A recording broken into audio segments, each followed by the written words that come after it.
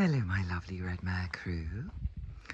I have been away on the west coast for 3 glorious days, and I haven't been on holiday for 2 years, so this horse has not done without me for a single day in the last 2 years. And it was really interesting when I came back. I always think there'll be a sort of Disney moment, so I rushed down to the field and I called her name, and I thought there'd be slow motion galloping in the string section, and she just looked up and actually turned her back on me and moved away. And in the old days I'd have been mortified by this. I'd have been very wounded and hurt. And now I think it teaches me something really interesting about different horses and different characters and the relationship you have with your horses. So with this one, she is quite needy. She needs me to be there. She needs to be able to rely on me. She needs to know that I will turn up twice a day, every day, which is what I normally do. And I don't want to get anthropomorphic, but I genuinely think she was actually not cross with me, but the little bit of the connection was broken. It was almost as if she was saying, well, you're supposed to be the one I can rely on, and you just disappear without a word of warning and then think that you can dance back into the field and get your Disney moment. So what I did was I brought her in and I gave her a lovely brush and I scratched all her sweet spots, and then I took her for a little walk around the block in hand, which is what we love to do. It's her favourite thing. And over that was probably an hour and a half.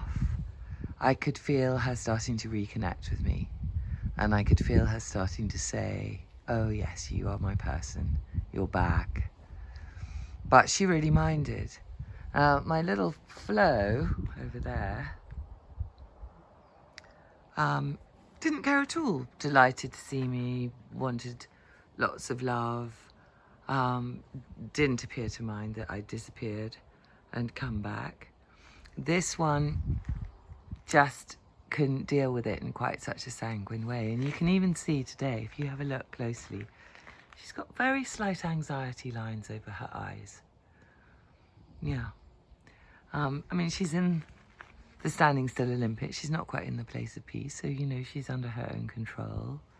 But you see, look at those anxiety lines and that slight on the alert face. And normally when she's here with me, she doesn't have to be on the alert because she knows I'll be on the alert. I'm her lead mare. I take over the lead mare shift when I'm with her.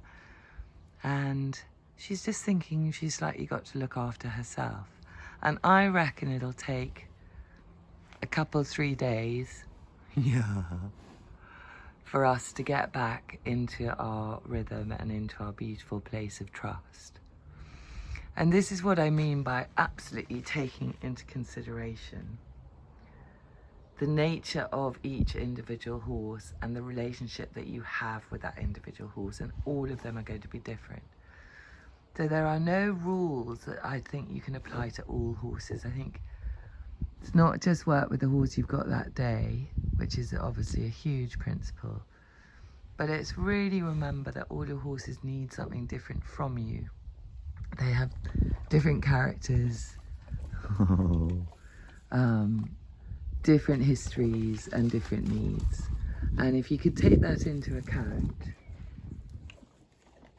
I think that just makes all the difference with the way that you work with them. Oh look, she's found a salt lick, yummy. And the way you feel about them and the way you work together.